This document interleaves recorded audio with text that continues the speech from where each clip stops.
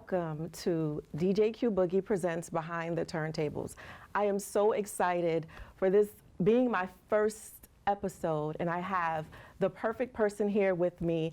He's my friend first, my mentor, and the person that taught me how to DJ. He taught me the basics, and he is just a phenomenal DJ, and it really makes so much sense for me to have him here. Colin Smith, DJ Deem, thank you for coming. Thank you for having me. I always talk about the person that taught me the basics, taught me my skills, and now you're here. People can see who you are. Who I am. Colin Smith, also known as DJ Deem, is the exist. one. Yes, he does exist, everyone. And he's the one that believed in me. He's the one that was like, yeah, I'll teach you how to DJ. This is him. So welcome, Colin. Thank you for having me. Thank you for having me. For those that don't know who you are, could you please just give us a little history, like when you started DJing? Let's start from there. Start from there. Oh boy. So we're going back. First and foremost, thank you again for having me. This is an absolutely exciting it's exciting to be talking to you in this forum, in this settings. I know we've had many conversations over the years about DJing and what goes into it and all those things, but I just want to say thank you. So let me go back to the beginning. So I've been a DJ / producer for about 40 years now, so it's been a very long time. It's going on 40 years. I started DJing actually in 1982. Actually, I can pinpoint the exact month. It was May of 1982. Wow. And it's so funny because I was gonna be like, he's been DJing as long as I've been born, but kinda. Kinda. Yeah. I'm sorry. It's one of those things. I didn't set out to be a DJ. I just kind of like fell into it. My father was a DJ. He used to sell records. Wow. Back in the 60s and 70s, and so I was always around music. Always around, obviously, tons and tons of vinyl records everywhere. My parents are Caribbean, so plenty of reggae music, soca music, and I was born in London, England.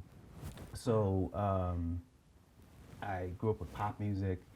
So just growing up around a diverse set of styles of music made me diverse as a DJ when I became a DJ. Yeah, because you're very versatile. Like you can play a little bit of everything. I like a little bit of everything. Yeah, so, me too. That really helps.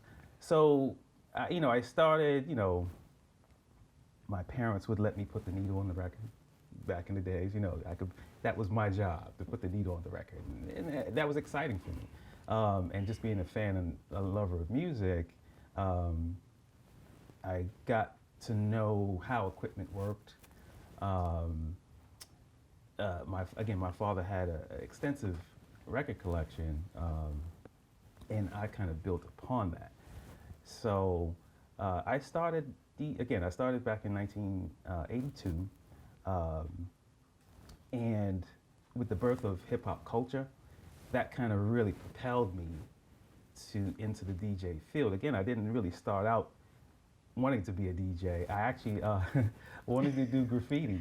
I was a graffiti writer, and that's where actually what my name comes from. DJ A lot of people Deem. ask me, where does that name come from? Your name is Colin, and how does that even fit?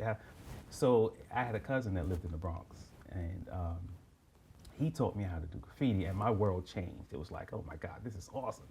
And I taught him how to DJ. And so I would, graffiti people's names on their shirts and jean jackets and all that stuff back in the days. Hold up. I didn't know. Can you still do it now? Yeah. Because that stuff is, still in style. Still got a little bit of skills. Just a little bit. Everything is digital now, so I'm kind of moving over into that realm, which is kind of cool actually. Yeah. So when my cousin taught me how to do graffiti, he ran with a certain crew, and they all had these real cool names like Scene and Dame, and he said, you got to pick a real simple name, no more than 4 letters, because you got to be able to throw it up and get out the way. Right. So I chose the name Deem because I could write those letters the best. They looked really good when I did it, so it just became Deem. So it's really just made up. Well, it does have there's a definition in the dictionary, and it does What kind does of it mean? It means actually Deem means to judge. If you deem something, whatever, Oh, okay, it means okay. to judge. So, paralleling that with DJing, as a DJ, you're always making judgments. Yes. What to play? How loud should I play it? Should I turn it up? Should I turn it down? All those things you're judging what to do. So it kind of made sense after the fact. I didn't set out and say, oh, my name's going to be Dean because of the judge. And no, it just kind of fell into it. So Because it was meant to be. I guess so. It was. Look at you now. 40 years later, you're still DJing years and later. you're phenomenal. Thank you. You're great. You're Thank you. welcome. I want to go back to when you and I met. I can't even remember when we met, but I just remember seeing you and you always smiling and dancing. Yes. You love to Yeah. dance. Yeah, I love to dance like my father. Yeah, and I do remember at the wedding, he Yeah. was a dancer. Yeah. Another subject. But if you do you remember when you said to me, I'll teach you how to DJ? I remember the conversation. We were having a conversation about DJing, and I remember telling you that I taught my sister, Nicola, how to DJ. And the funny thing is I didn't even know. She kind of already knew, because I would be downstairs in the basement doing my thing or whatever, making a whole bunch of noise. God bless my mother for putting up with that. And she was always in the background, kind of paying attention. So I was at a party at the bar with no name downtown. Wow. Yeah, bar with no name. And so I'm getting ready to DJ, and some friends of mine call me, and they're like, we're at the door, can you get us in? So I was like, all right, fine. So I was like, Nicola, I gotta run downstairs real quick. So, excuse me, I go down to get them and come back, and she's on the turntables. I'm like, rocking out. Yeah, like. That's my girl. Yeah, and it's like, oh, you were paying attention. So, she picked up some things over the years, and I remember us having that conversation. You were like, well, if you taught her, can you teach me? And I was like, all right, fine. Now, that being said, a lot of people have approached me over the years and say, oh, teach me how to DJ, teach me how to DJ. And I'm like, okay, fine. I'm about carrying on tradition. And folks wouldn't show up. So I was like, all right, people talk, and you actually showed up. You actually showed up, and I was like, oh, I really got to do something now. Really, Colin? Excuse me. Yeah, it's like, because it's not like I had a whole curriculum and written down, and you do this step 1, step 2, whatever. No, it was just like, I fell into DJing. I actually, the way I learned was just listening to other popular DJs. Like? Well, actually, honestly, my biggest influence were actually all the reggae DJs, believe it or not. Because back in the late 70s, early 80s, my parents are Caribbean, and a lot of reggae music, a lot of soca music around me. And my father would have these cassette tapes, if y'all remember cassette tapes. So he would have these cassette tapes that he would get from Jamaica or wherever he would get them from. And I used to listen to them blend the music, and it was like, man, that sounds so good. It sounds so smooth. Perhaps I can do that. My father had some of the same records, so I would try things out. And so my early influences were the reggae DJs. And then, with the advent of hip hop music, my early influences were, all the popular DJs, your Grandmaster Flash, your Kool Hercs, all those guys from back in the days. Chuck Chill Out, Red Alert. Listening to what they were doing and just trying to emulate what they're doing. And once I could emulate what they did, I made it my own. Right. I took whatever style they had, whatever scratches they were doing, and just emulated what they would do and incorporated it into my record collection and my style of playing. So, wow, that's amazing.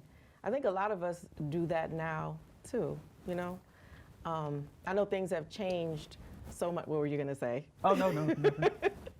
A lot of things have changed, but I do remember you really, you giving me like a startup DJ kit. Mm-hmm. It was like the turntables, you gave me some records, because you had hundreds of records. Thousands. And growing up, I had a bunch of records through my father, and my mother too, but my dad had a collection of records as well. But you gave me the records, you gave me the mixer, and you even gave me some small speakers, and you were like, go home and practice. So I'm so thankful for that. I mean, you started me off with the equipment, basically.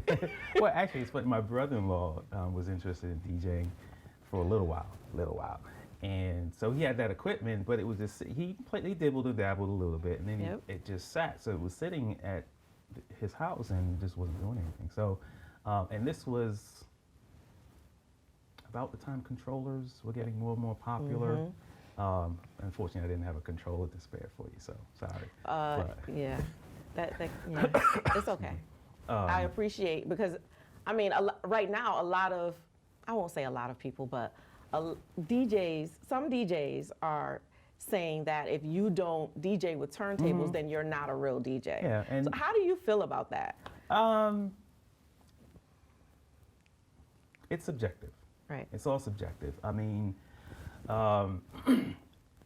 when that conversation comes up, I always give the analogy that when the first cameras came about, right, people were snapping photos. And it was those huge, giant cameras with the flash and all those things. And you'd get maybe one or two images, and hopefully they came out nice.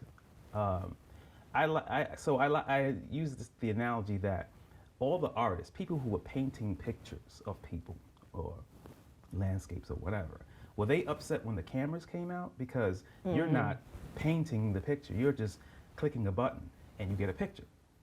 You know, fast forward however many years later, we got cameras on our phones that can do a phenomenal job. Right. So it's all subjective. If you're a purist, and I'm in between because I still use vinyl. You know, I started with vinyl records. I went to the CDs, the CDJs, and now I use MP3s. You know, using a controller. So I've been through all phases of the art form. So yeah, I'm not mad at anybody if they want to use vinyl. Do what you do. It's all, at the end of the day, does your audience know the difference? Probably not. Other DJs may critique your styles or what you use, but you know, as long as you can satisfy your audience, I think you're good to go. I agree with that. Yeah, I really do agree with that. Do you remember the first record that you purchased? Sucker MCs, Run DMC. Wow. I purchased with my own money. Do you still have it? Yeah. Oh yeah. I hope you do. I'm very nostalgic when it comes to stuff like that. When I first got CDJs and I was making the transition to putting music on CDs, I would sit there for hours and hours recording real time my records to making them digital, because it was important to me. I had to have that version because that's my record. I had to have that version with the little pop that's in this part of the song, but it's still on beat, so it doesn't really matter. Those types of things. So yeah, that was the first record I bought with my money. I used to ask my parents to buy me records all the time. Can you buy this? Can you buy that? I'm glad that you still have it though. Oh, that's pretty dope. You need to frame it. Probably. Well, again, excuse me. Going back to my graffiti days, I would write on everything. I had to write on everything. So you wrote on it? I did. I wrote on it. You know. Okay. See, and back in the days, when you were a DJ and you wanted to be exclusive. You wanted certain songs, and you wanted it to be exclusive to you. So a lot of DJs would cover up the names on the records, put labels over them, or write or scribble them out. And if you would ask them, like, oh, I can't tell you what that is, because it was exclusive to you. Right. I mean, things are different now. Anybody can get anything, anywhere, anytime. So yeah, I wrote all over it, but. It's funny because I had a similar conversation to Mike Powell about the exclusivity of the records. And he was like, back then he would like go to New York and get records, yeah. and it was Oh, like yeah. a certain spot that he used to go to get records. Either rock and soul or I think fat that's what beat. he said. Probably rock and I think soul. he said My rock and cousin soul. who taught me graffiti, he's the one that he introduced me to rock and soul back in '83. The only reason I know it's '83 because the first time I went there, I bought You Got to Chill by EPMD, and he bought Dougie Fresh and Slick Rick, the show. And we went back to his house and we playing the records. And I didn't like the EPMD. I didn't like it. You didn't like You Got to Chill? I You need to didn't. cut it out right I now. know. Crazy, right? And I wanted to trade with him, so that's why I remember the year. You know, it was very important to me. So. Wow. You have so much knowledge, and I always enjoy talking to you and you schooling me. I enjoy that for real, because it's just a lot of stuff that I don't know and I'm still learning. I remember when I started DJing and I was practicing for years and years and years, and it took me a very long time to come out and say I'm a DJ. But I remember that moment that I was like DJ Q-Boogie, like putting it out there, putting it on Facebook and whatever, and people just like, oh wow, amazing. A lot of people were like, well, it makes sense. You love to dance, you love music, you know, it made sense. Do you remember the first time that you felt like I'm a DJ? Oh boy, no one's ever asked me that before. I guess I can say, I mean, so when I started, I was in middle school, and I think I can remember there was a talent show when we were in junior high. Bloomfield had a junior high school. It's no longer there anymore. Anyway, there was a talent show, and I was in a creative music class, and back then, you know, you kind of had rival crews. A little, not, you know, nothing too crazy, but, you know, little rival crews. I mean, I hope not. Oh, God, middle no. school? And so I remember this vividly. A friend of mine was in a group, and they one of the lyrics was their DJ, which was Drake Huey. He'll be on Yeah, soon Drake too. Huey was their DJ back then, and one of the lyrics, because he was DJing in the background, one of the lyrics was, and he used to call himself Jazzy Ice, I think it was. Drake did? Yeah, I think it was Jazzy Ice, because he loved Jazzy Jeff so much. And one of the lyrics was, we have Jazzy Ice, and all y'all had was Colin. I was like, what? Okay, let me show you who could DJ. So I think that may have been a pivotal moment. And Yeah, because they kind of dished you. yeah, a little bit, but But you showed them, right? I mean, it's all good. I mean, again, you had your It's all fun. your friendly rivals. Fun you know and what I mean? games, So, yeah. Maybe that was the pivotal moment. And what year do you think that was? Oh gosh, that was 84, 85, 1984, 1985. It's a long time ago, Colin. So I know you've been DJing for, like you said, like 40 plus years. Yeah. How many gigs do you think you've done so far? And you're still DJing. So how many gigs do you think? I don't know, in the thousands, but I don't know. I couldn't. That's tell you. so amazing. I forget about stuff. I do things, and sometimes I forget about events. Be like, oh yeah, I did do that, huh? Right, When people come exactly. up to you and like, oh, you did my wedding. Oh Right, yeah, I did, huh? Okay. Hope you had a good time. So speaking of that, like what types of events do you DJ? Let everyone know so they know how to contact you and what you do, and you know. Honestly, there's not much I don't do, to tell you the truth. I've slowed down with club gigs, just because my work is taking me in a different place. My musical work is taking me a different place, focusing a little bit more on music production. Yeah, I want to talk to you about that as well. But go ahead after you. Okay. So yeah, I've done, you know, I do weddings, you know, birthday party, all the corporate stuff, all the usual stuff. Haven't done a concert in a while, but done concerts. Oh, you've done a concert before? Do you remember which one you did, or two or three? Oh gosh. I've done work with Tommy Davidson. I remember that show was pretty good. Wow. I did a show in Bushnell Park with Ja Rule, EPMD. Go figure, right? I can't remember who else was on that bill, but it was a huge lineup. But again, sometimes I forget. Yeah, I know. You know, You've done a lot. Like I know that had to be pretty exciting. I had Yeah, it was. recently done a show with DOS Effects and K Solo. Okay. Who else was there? Brand Nubian. That was pretty cool, and that was my first time doing that. So Okay, and it was a classic hip hop group. yes, Yeah. and you know I love some hip hop. Yeah.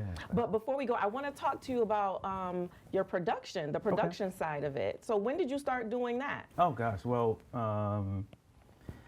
let me see. Well, I got my first drum machine. You know, I remember all these dates, right? I got my first drum machine in 1986, a Korg DDM 4000, little tiny brown box, and I actually produced a record on it for a local record company that was here. The album was called "I Declare War on Drugs" or something like that, and it was a bunch of local artists. So that was my first first record I produced. And I got more and more into it after that. I would do a couple of local groups that I did production for all throughout the 80s, well, late 80s into the 90s, close to the 2000s. And then I slowed down a little bit. The music changed a little bit, which is a whole nother discussion because, you know, I have a theory on, you know, why it changed. And No, we can talk about that too. are you sure? Yeah. Okay. Okay. So, of course, you know, golden era of hip hop music, everyone was sampling. So once people started getting sued out of existence because they were sampling so many records, you know, a lot of producers said, okay, well, if you can't sample, I'm gonna get a drum machine and a keyboard and make my own music, whether I know music theory or not. And some records, you know, well, okay, a lot of them were horrible. So I think that's my theory on why the music kind of changed. Now there are a lot of producers know a little bit more music theory, and stuff is starting to sound a lot better. Even though some of it's very repetitive. You know, trap is cool, but everything can't be trap. You know, it's like I don't want to hear trap all the time. You don't? Not Why all the- not? No, I'm just joking. I'm just joking. Anything all the time. Right, because, right. You know, whatever the style is, you know, you want a little. For me, anyway, I like a little bit of variety. Another thing that changed, especially with hip hop music, is there's no more groups. Everyone's a solo artist. So when you don't have a group of people creating music, creating a song, whether it's musical ideas or vocal ideas, you don't have that same texture. Yeah. I always give the example, you know, the song Peter Piper by Run DMC. Now that's two of them, right? And every DJ, no matter who you are, you all know that, you all know how the story go, and everybody's going back, go. It's Run and DMC saying go at the same time. Now imagine if it was just one of them. It would be a little bit different. Right. That texture's not there anymore. There's a reason why groups like Migos are so popular, because they're a group. Right. It's a group of people, all those elements City Girls. coming, exactly. Yeah. Those two elements coming together and building something that wasn't there before. Whereas you have one person, well, that's cool. I like Chris Brown, but it's only Chris Brown. You know, doing his own background vocals. And not to pick on Chris Brown, because he got some decent He music, got some but hits, yeah. Beyonce, it's her singing, but doing mostly her own background. Beyonce's cool, but add some texture to that, some other voices that you didn't have before, you got something real special going on. Right. That's my theory. It sounds good though. That's why I like talking to you, because you're always schooling me. So speaking of artists, like who is one of your favorite artists, or what? I know you have many, but okay, I'll say this. When you're DJing, let me give you a specific. Say if you're DJing a corporate event, right? What song would you play to get everyone on the dance floor? Honestly, and I know I've told you this. Other than a line dance. Other than a line dance.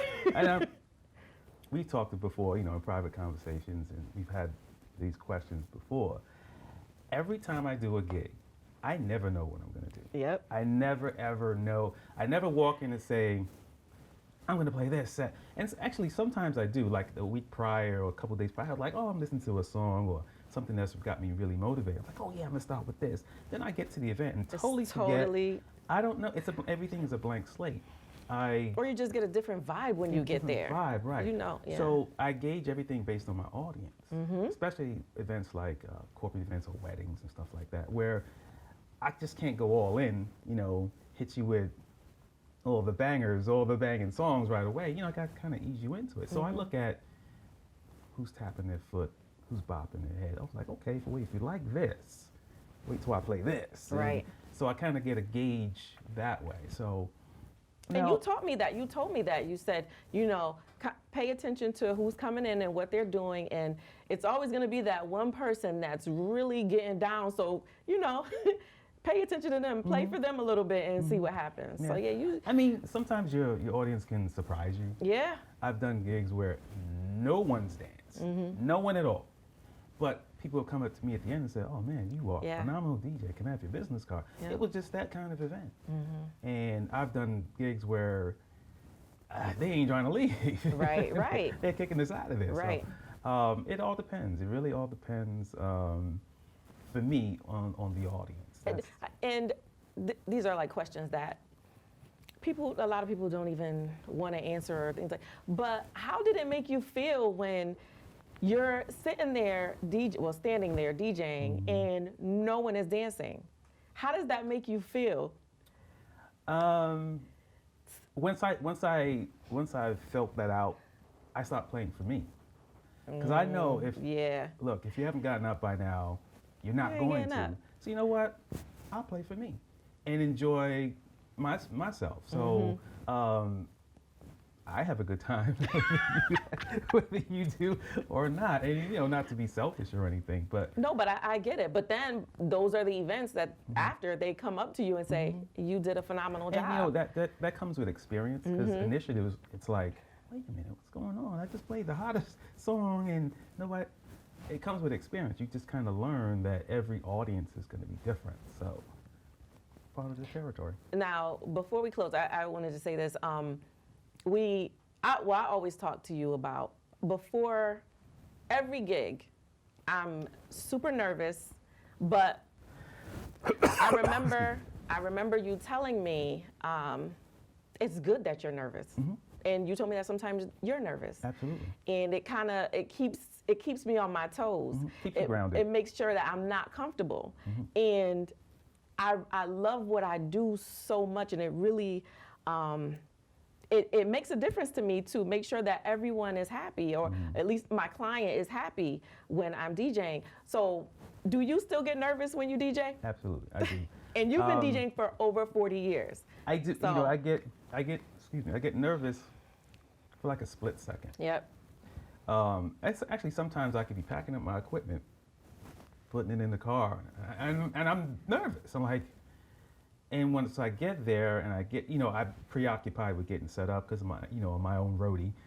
So, I'm setting up, and by the time I set up and I start playing music, it's like, wait a minute, I know what I'm doing. No, okay, I'm comfortable. But yeah, it's just a little bit of nerves, and which is good, because it helps keep you grounded. It helps keep you centered. You don't become full of yourself. Right. And you don't start to stick to the same routines that always work. Yep. Because guess what? They don't always work. It's not gonna always work. Now you have some DJs, especially a lot of EDM DJs who are, on tour, but it kind of makes sense for them to play some of the same stuff. Pre-program some of their music, which is great. Right. A lot of those guys are doing a lot of harmonic mixing, which I got into some years ago, and that kind of rejuvenated me as far as DJing was concerned.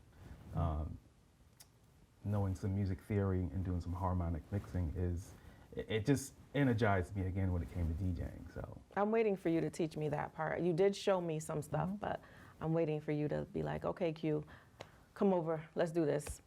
So let me know. 2 words. Colin. Circle of fifths. circle of, well, 3 words, circle of Oh fifths. my God. I know, right? Circle of fifths. That's a whole nother conversation for a whole nother time because it's more music theory. But you can incorporate it into your DJing, and it will just elevate the way you play Yeah. to another level. It's not a hard and fast rule. You don't always have to go by the circle of fifths or mix harmonically, but when you do, It's a beautiful thing. your audience, even if they don't know it, they'll appreciate it because there's things working in their mind that they appreciate that they don't necessarily know. For instance, let me fix that. For instance, there's a reason why all the slot machines at a casino are tuned to the key of C, because it's the most pleasant sound to most people. So you go into the casino and you hear all those machines go clink, clink, clink, clink, clink. They're all in the same key. So without even Wow. knowing it, you're in pleasure overload. Excited. Without even really knowing. Now, bring that over into DJing.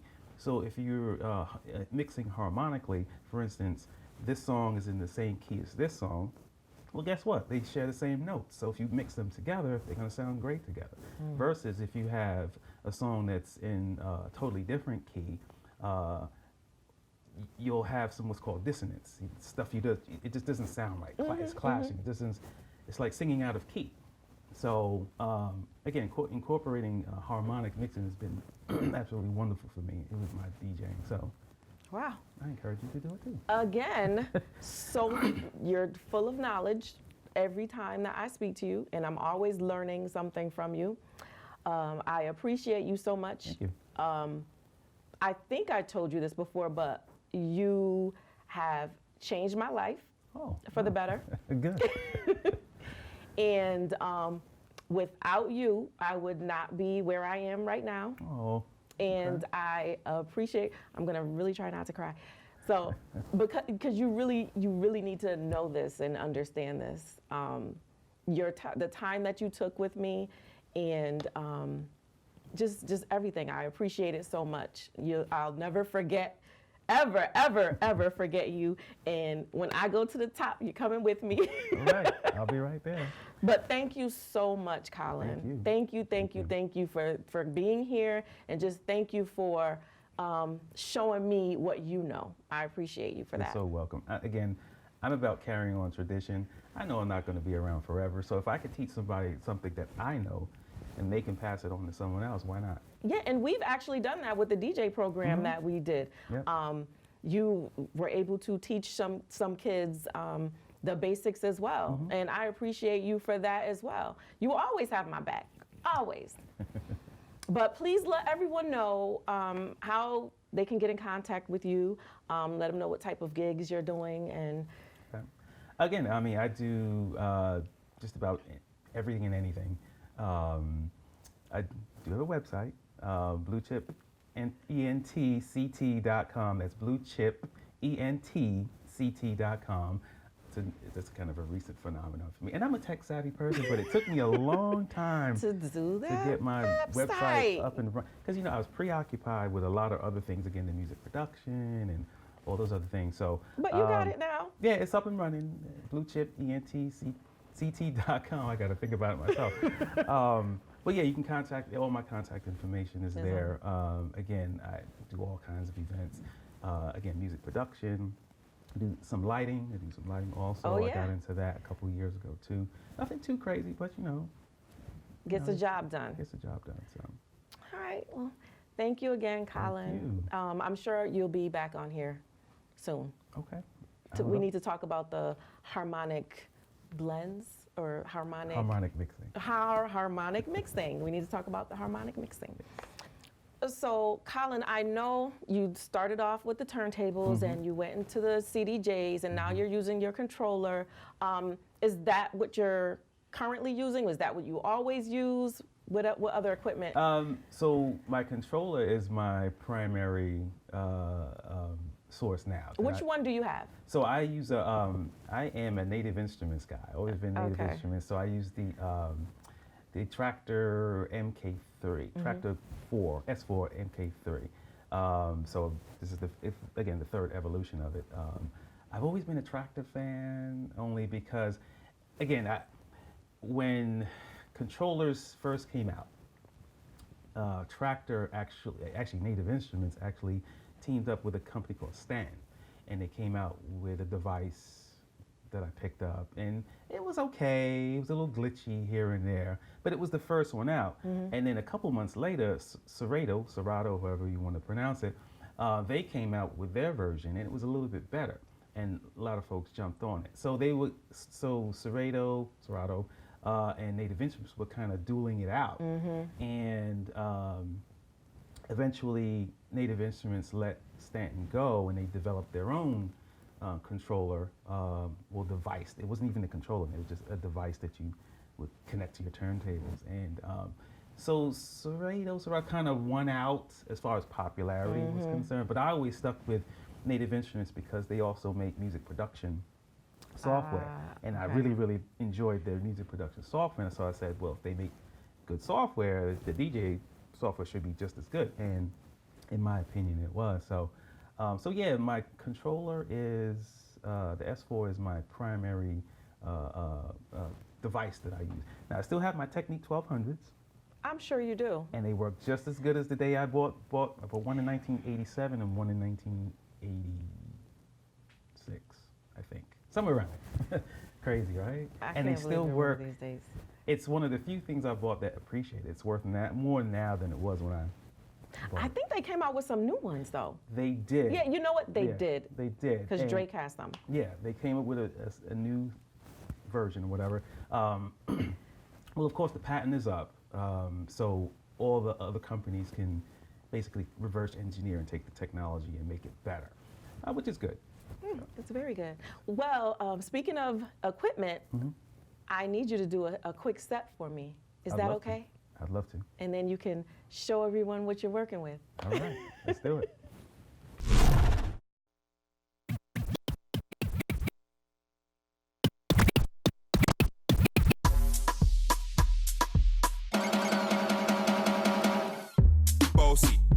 Bossy, Godfather, man a OG, man a half humble, man a bossy.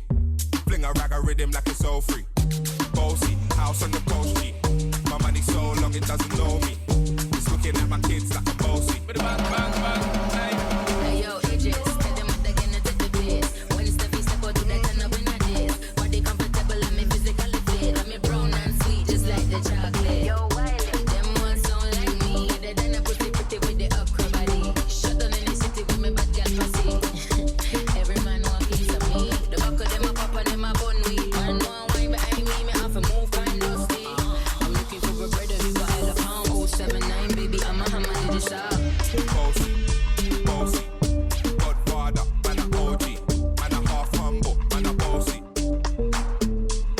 Freak, bossy, house on the coast G. My money so long it doesn't know me. It's looking at my kids like a bossy. Hey yo, Sean. Hey, so when me spitty funny with it, baby gala get with it. Spitty funny with it, baby gala get. When me spitty funny with it, baby gala get with it. Wind up your body and spin it. Girl, when you bubble, let the trouble boy, you give me this something now. Turn it around and bring it. You're pressing it back on and never push that button, my girl, down, but I can't give it. Once you broke out and fling it.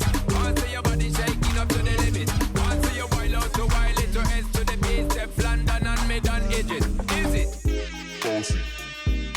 I came to rap it up, do my thing. Sabi put me on the gram and a remix thing. Pull tight Wiley with the Pacino flow. Godfather part 2, call me De Niro. I came to win, battle me, that's a sin. Disrespect, man, get a slap on the chin. Man a king in a top, out Larry, man a big DJ, Ox, Megan and Harry. Boss, yeah, man a boss. I make your girl melt like a toast. I'll be this way someday. And I write for myself, no ghosting. He's a boy got money in a bank and ready to roll and blaze up this tank and got the girls from Taiwan to Hong Kong. The girl them champion in it. Bossy, Godfather, man a OG, man a half humble, man a bossy.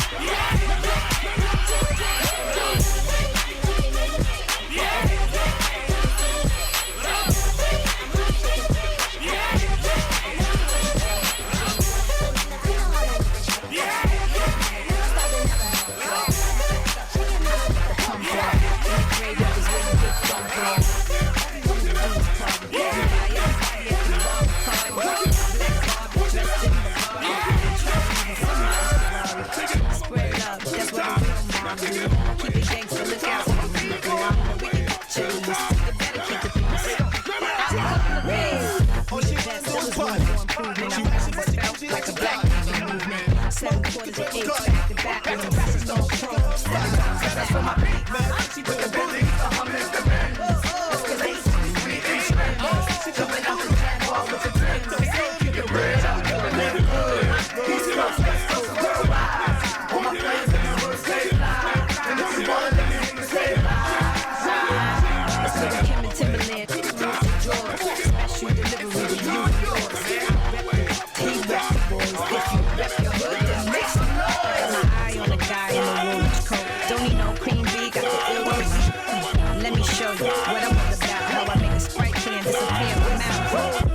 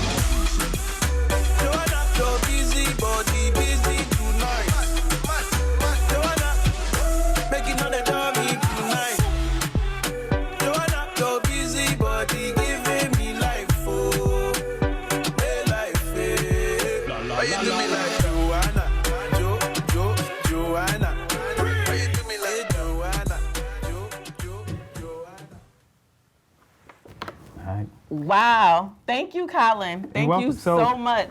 That's just, harmonic mixing. I didn't really do any scratching or nothing like that, but I don't do a whole lot of scratching anymore because back in the days when I used to want to be in competitions and stuff like that, it was cool with crap scratching, transforming, and all that. But, it wasn't really taking my career anywhere. So Right. And I still do it every once in a while. I've seen folks at parties like, watch my DJ get busy. And, it's like the audience is like, that's great, but I want to dance. They want to this, but, dance, yeah, right. so, So it really depends on where you're at. Yeah, it really does. A It DJ really does. showcase your skills and scratch and do Right, all that you stuff. can, But when you partying, party. It's time to party. Yeah. So thank you so much. I saw at one time you were playing 4 songs at one time and you were mixing them together and it sounded great. So Right. So that's the beauty of harmonic mixing. I'm mixing 4 songs together. They're all singing together, and you may not even know it. And it's like, but it sounds good, and it's a lot of fun. Yeah. It's a lot of fun. you gotta have fun. Yeah. You gotta have fun when First you're and DJing. foremost, right. So thank you again for coming, my mentor, my friend. Thank you everyone for tuning in to my very first episode of DJ Q-Boogie Presents Behind the Turntables. I will see you next month with another fabulous DJ. Bye.